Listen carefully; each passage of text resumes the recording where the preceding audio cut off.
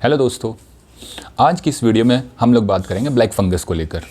जैसा कि आपको पता है कि कोविड के केसेस अपने पीक पर जाकर नीचे की तरफ आने ही लगे थे, थोड़ी उससे राहत मिलने ही लगी थी कि एक नई बीमारी का नाम हमारे सामने आ चुका है जिसके केसेस लगातार बढ़ते जा रहे हैं। इसका नाम है ब्लैक फंगस। आम भाषा में हम लोग ब्लैक फंगस बोलते हैं, लेकिन मेडिकल लैंग्वेज में इसको म्यूकरमाइकोसिस बोलते हैं। तो दोस्तों, इस बीमारी से जुड़ी कुछ जानकारी मैं इस वीडियो में आपके साथ शेयर करूंगा, जैसे कि क्या ये कोई नई बीमारी है कि कोई पुरानी बीमारी है, इसका थ्रेट कितना रियल है, ये इंडिया के किस किस स्टेट्स में कितना फैला हुआ है, क्या केवल इंडिया में इसके केसेस हैं कि इंडिया से बाहर भी हैं, उसके अलावा ये बीमारी फैलती कैसे हैं, किन किन लोगों को ये होने के चांसेस ज़्यादा हैं, और फाइनली इसके क्या सिम्टम्स हैं, क्या प्रिवेंशन आप ले सकते हैं, क्या क्योर एंड ट्रीटमेंट आज के दिन अवेलेबल है। ये कुछ जानकारी इस वीडियो में मैं कोशिश करूंगा कि आप तक पहुंचा पाऊं। तो दोस्तों, सबसे पहले बात करते हैं कि क्या ये कोई नई बीमारी है। जी नहीं, बिल्कुल नहीं। दरअसल ये दशकों पुरानी बीमारी है, लेकिन इसके केसेस पहले बहुत कम आया करते थे। इनफैक्ट पूरी सिटी के अंदर कोई 2, 4, 5, 10 केस आ गए, इस तरीके से आते थे, यानी कि बहुत कम केसेस थे। लेकिन अभी पिछले कुछ टाइम में इसके केसेस बहुत तेज़ी से बढ़ गए हैं, पहले के कंपैरेटिवली कई गुना बढ़ गए हैं अलग अलग स्टेट्स के अंदर। तो ये इसीलिए आज के दिन एक रियल थ्रेट बन चुका है। तो कोई नई बीमारी नहीं है, पुरानी बीमारी है, लेकिन पहले इसके केसेस बहुत कम आते थे, अभी बहुत ज़्यादा केसेस आ रहे हैं। बहुत ज़्यादा केसेस आने के पीछे कारण है कोविड। कैसे, वो मैं वीडियो के अगले हिस्से में आपको एक्सप्लेन करूँगा। दोस्तों, आज के दिन इंडिया के अंदर ये केवल कुछ जगह या कुछ स्टेट्स में लिमिटेड नहीं है, ठीक है। इंडिया के ज़्यादातर स्टेट से इसके केसेस रिपोर्ट हो रहे हैं, जैसे कि महाराष्ट्र, गुजरात, एमपी, यूपी, तेलंगाना, राजस्थान, दिल्ली, हरियाणा, कर्नाटक, उत्तराखंड, मध्य प्रदेश, बिहार, लगभग सभी जगह से केसेस आ रहे हैं। आज के दिन सबसे ज़्यादा केसेस महाराष्ट्र में हैं।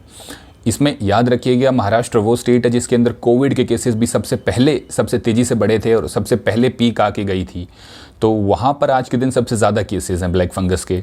तो आने वाले कुछ हफ्तों में ऐसा हो सकता है कि बाकी और स्टेट्स में भी केसेस बढ़ जाएं।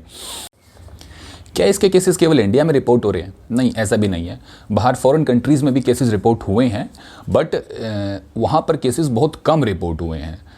तो फिगर है जो है वो बहुत छोटा है, जैसे कि UK, US, France, Austria, Brazil, Mexico, इन कंट्रीज़ में भी केसेस रिपोर्ट हुए हैं, लेकिन फिगर बहुत छोटा है। इनफैक्ट इंडिया में जो कोविड की जो फर्स्ट वेव आई थी पिछले साल, उसमें भी इसके केसेस रिपोर्ट हुए थे, लेकिन फिगर छोटा था। अब की बार सेकेंड वेव में इंडिया के अंदर फिगर बहुत बड़ा है केसेस का, ये एक सिग्निफिकेंट डिफरेंस है। दोस्तों, ये तो ही ब्लैक फंगस से रिलेटेड जनरल इन्फॉर्मेशन की। अब बात करते हैं आपकी हेल्थ से रिलेटेड इन्फॉर्मेशन, यानी कि ये फैलता कैसे है, किन किन लोगों को इसके होने की संभावना अधिक है और इसके सिम्टम्स क्या हैं। दोस्तों, बीमारी होती है फंजाई के ग्रुप से जिसका नाम है म्यूकरमाइसीट्स।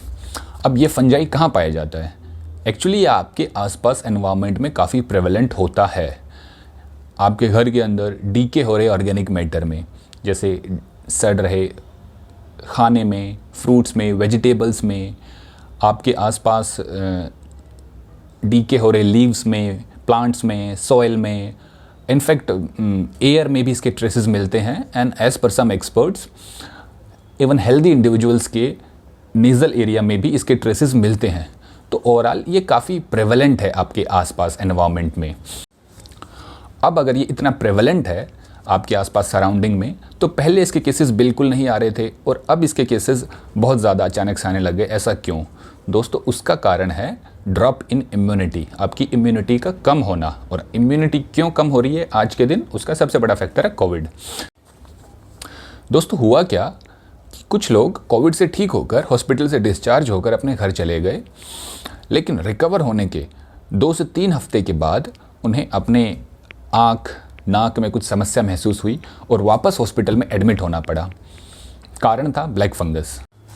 अब दोस्तों, जिन जिन लोगों में ये बीमारी डायग्नोज हुई, ऐसा पाया गया कि उनमें मेजर प्रपोर्शन उन लोगों का है जो डायबिटिक हैं, और दूसरा जिन्हें कोविड के ट्रीटमेंट के लिए हॉस्पिटल्स में लंबे समय तक स्टेरॉयड के ट्रीटमेंट पर रखा गया, स्टेरॉयड दिया गया। इसके साथ साथ हुआ क्या कि जब कोविड अपने पीक पे था तो डॉक्टर्स और मेडिकल फैसिलिटीज़ तो एक्सेसिबल थी नहीं, तो बहुत सारे लोगों ने मेडिसिन्स इधर उधर से पूछ के मेडिसिन्स लेना शुरू कर दिया। तो उसमें कुछ लोग जिन्हें सीवियर कोविड नहीं था, माइल्ड या मॉडरेट कोविड था, और जिन्हें स्टेरॉयड लेने की ज़रूरत नहीं थी और उन्हें लेना नहीं चाहिए था, उन्होंने भी मेडिसिन में, उन्हें क्या पता इसमें स्टेरॉयड है क्या नहीं है, जिसने जो दवाई बताई ले ली। तो काफ़ी लोगों को जिनको ज़रूरत नहीं थी स्टेरॉयड की, उन्होंने भी मेडिसिन में स्टेरॉयड लिया। तो कुल मिला के irrational and excessive use of steroid without prescription by doctor भी इसमें एक बड़ा फैक्टर, इसके सर्ज के पीछे, ब्लैक फंगस के सर्ज के पीछे एक बड़ा फैक्टर बताया जा रहा है। दोस्तों, इसके साथ साथ अगर आप ना डायबिटिक हैं और ना आपने स्टेरॉयड लिया है तो भी बहुत ज़्यादा कॉम्प्लेसेंट होने की ज़रूरत नहीं है, क्योंकि इस तरीके के केसेस भी रिपोर्ट हुए हैं जहाँ पर पेशेंट ना डायबिटिक है ना स्टेरॉयड लिया, फिर भी ब्लैक फंगस के केसेस रिपोर्ट हो गया। हालांकि प्रपोर्शन कम है, इस तरीके के केसेस का प्रपोर्शन कम है। तो दोस्तों, ये कैसे होता है कैसे नहीं होता है इसके बारे में काफ़ी बात हो गई, ठीक है। और नई नई स्टडीज़ भी आती रहती है, आगे चल के कोई नई स्टडी आएगी तो मैं आपको नई वीडियो में बता दूंगा कि क्या कारण है। अब बात करते हैं आप अपने आप को इससे कैसे बचा सकते हैं, यानी कि इसके सिम्टम्स, प्रिवेंशन एंड क्योर के बारे में। दोस्तों, ये इन्फेक्शन आपकी बॉडी के अलग अलग पार्ट्स में हो सकता है, नाक, आँख, ब्रेन, लंग्स, कहीं बॉडी पे बाहर कोई कट लगा है तो वहाँ पर भी फंगल इन्फेक्शन हो सकता है। तो अलग अलग एरियाज बॉडी के अलग अलग पार्ट्स पे हो सकता है। लेकिन आज के दिन जो सबसे ज़्यादा केसेस जो रिपोर्ट हो रहे हैं जिस टाइप के इन्फेक्शन के, वो है राइनो ऑर्बिटल सेरिब्रल म्यूकरमाइकोसिस। तो यहाँ पे rhino means your nasal area, orbital your eye area, and then cerebral your brain. So the infection starts from your nasal area, it goes to eye and then further it goes to brain. नाक, आँख, दिमाग, ये trajectory है, ये रास्ता है infection का। तो दोस्तों, जैसा कि मैंने बताया कि इन्फेक्शन नाक और आँख से होते हुए स्प्रेड हो रहा है, तो जाहिर है सिम्टम्स भी वहीं नज़र आएंगे। तो क्या सिम्टम्स हैं, ध्यान दीजिएगा। आपके नाक, आँख और गाल, यहाँ पर अगर आपको कोई स्वेलिंग महसूस होती है, सूजन महसूस होती है, पेन फील होता है, या कोई नंबनेस फील होती है, बहुत भारीपन फील होता है, या सेंसेशन कम फील हो रही है इस एरिया में, नाक, आँख और गाल वाले एरिया में, तो आपको अलर्ट रहने की ज़रूरत है। उसके साथ साथ आपको ब्लैक कलर के पैचेस नज़र आते हैं अपने नाक में, मुंह में या गले में। उसके अलावा आपको विज़न, आपको ऐसा लग रहा है आपको रिसेंटली दिखने में कोई समस्या आ रही है, दिखना कम हो गया है, तो वो एक सिम्टम है। उसके अलावा दांत में पेन होना या किसी दांत का लूज़ हो जाना एक सिम्टम है।